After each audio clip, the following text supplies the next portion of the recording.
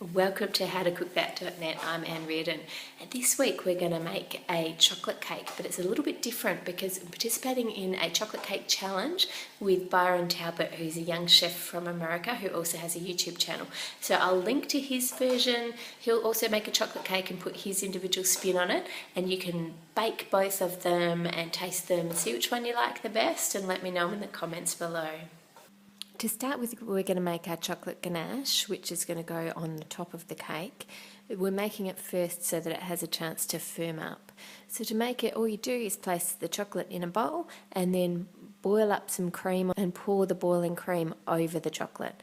You leave it to sit for a couple of minutes and then stir it and you've got ganache. Just leave it to one side on the bench top to firm up. Next, we're going to make our cake. For the cake, I used dark chocolate with 70% cocoa solids. The reason you need to use the dark chocolate is because then once it's diluted through the rest of the ingredients, you still get that rich, chocolatey, beautiful flavour. Break up your chocolate, put it into a bowl, and then add your butter and microwave it using 30-second bursts until it's melted. For all the quantities you need for this recipe, just click on the link in the description below this video to go to the website. Add in your sugar and stir that through, and then pour in your eggs and whisk until it's smooth. Next, add your flour and your cocoa powder and your baking powder and whisk them through, and it's going to be a really runny mixture. That's how it's supposed to be, so don't worry about that. Cut out 2 circles of baking paper and then grease and line 2 20cm or 8-inch baking tins. Pour half of your chocolate cake mixture into each tin and then bake them in the oven at about 160 degrees centigrade until they're done, which will take about 20 minutes.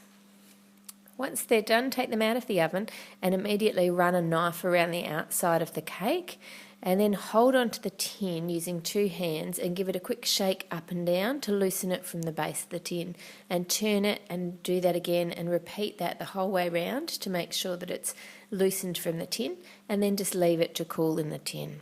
While you're waiting for that to cool, pour some flaked almonds onto a baking tray and roughly chop some pistachio nuts just to reveal that beautiful green colour of the pistachios. We're going to put these on the side of the cake. Now, if you've got nut allergies or you're serving it to someone who has an allergy, then you can use chocolate flakes instead on the side of your cake. And cook them in the oven at 180 degrees centigrade for about 5 minutes. Once your cakes are cooled, flip them over onto your hand and take them out of the tin, and then peel the baking paper off the bottom. Then, using a serrated knife, we're going to trim off the top of each of the cakes to make them completely level and flat. Then, using your knife, cut each of your cakes into 2 even layers, so you'll end up with 4 layers altogether on our finished cake. Then we're going to take 600 ml of heavy cream and add some vanilla essence and a couple of spoons of icing sugar and whisk that with electric mixers until it's thick. Place your bottom layer of cake onto your cake stand or your plate, and I like to put a small dollop of cream under the first layer just to stop it slipping. Divide your cream in half and then split 1/2 of it into 3 portions, just so you know roughly how much cream to use for each section. Take one of the smaller portions and put it onto your cake and spread it out using your spoon almost to the edges so that when you put the next layer on top, the cream doesn't bulge out too much. Repeat that with the remaining layers, finishing on the top layer with one of the bottom pieces of cake, facing the base side up so that you've got a completely flat surface.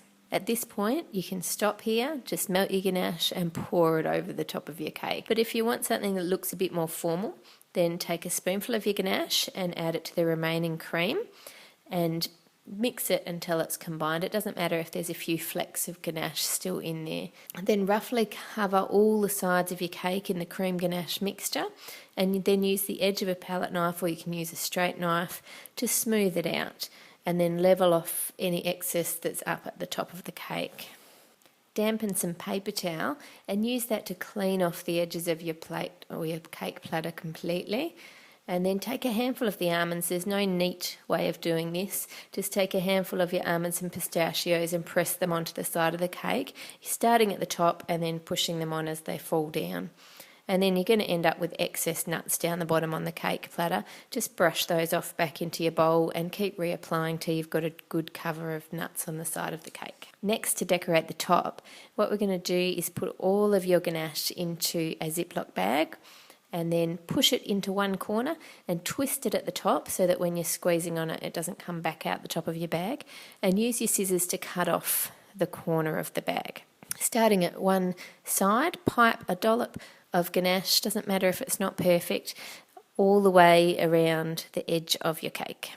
Then take a teaspoon and kind of squash it and pull into the centre of the cake for each of those dollops all the way around.